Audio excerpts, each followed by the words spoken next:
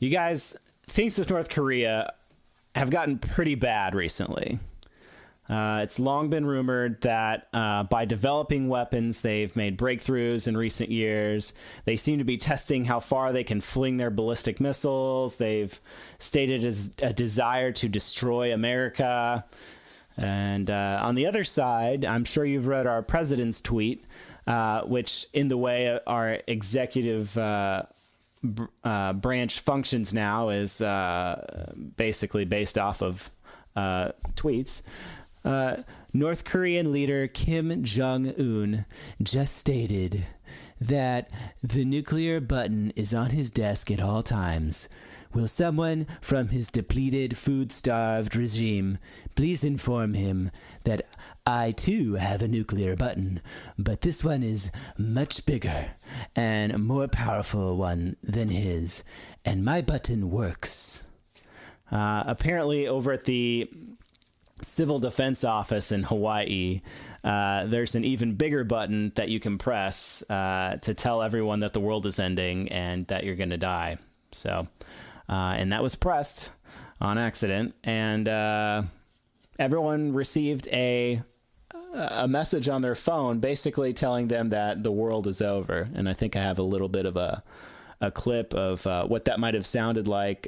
So it went over to everyone's phones. It also broadcast over the radio, and it sort of had this little bar over the TV screen when they were watching, basketball on Saturday, college basketball. But so this is kind of some audio of the message that they were hearing. Threat to Hawaii. A missile may impact on land or sea within minutes. This is not a drill. If you are indoors, stay indoors. If you are outdoors, seek immediate shelter in a building. Remain indoors well away from windows. If you are driving, pull safely to the side of the road and seek shelter in a building or lay on the floor. We will announce when the threat has ended. This is not a drill. Take immediate action measures. Repeat.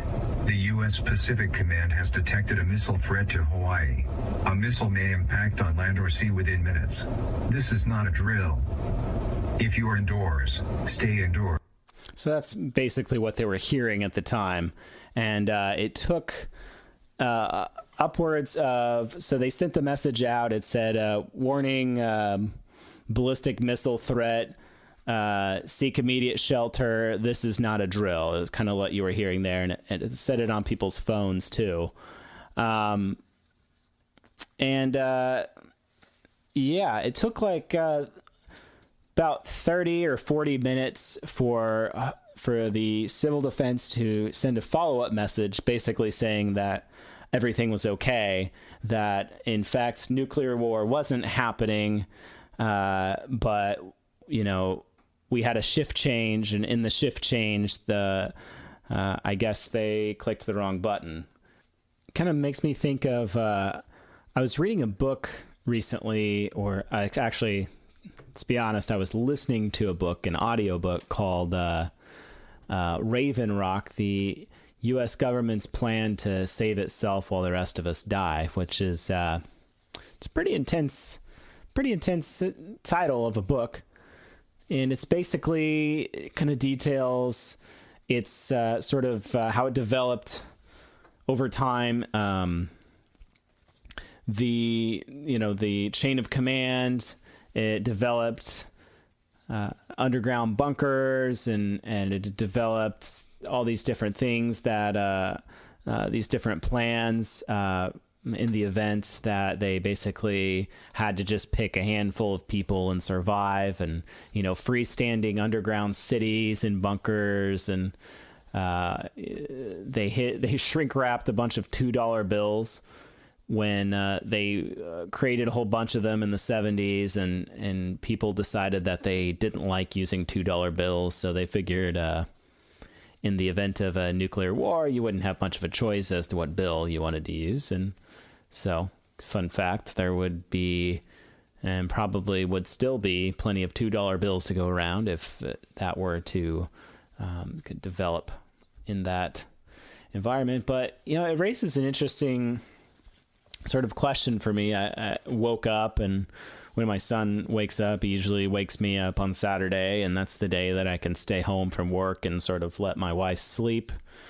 and watch him and have some time with my son. And I got the kind of the messages that people were freaking out initially about a nuclear ballistic missile threat, and there was a moment where there was no way to, even searching through Twitter or anything like that, to confirm that it was that it was a false alarm. And so, you can't imagine sort of what they were going through at the time, just even thinking about what you do. I mean, we haven't as a country thought about that. And well, since I've been alive, really.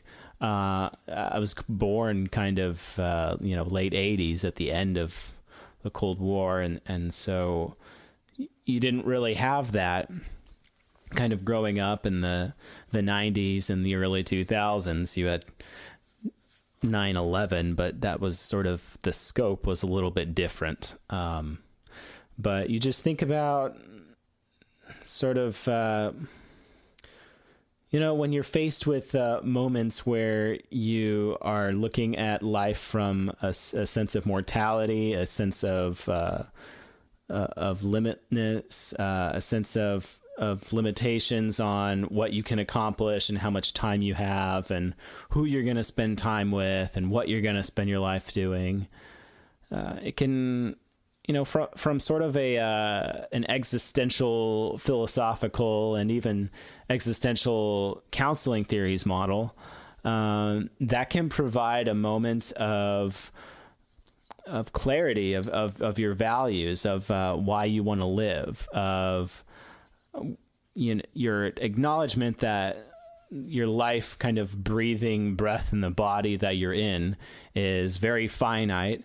And despite the routines that you get yourself in throughout the day and throughout kind of existing in a sort of labor for pay contract in sort of a day-to-day capitalist society, you sort of lose sight of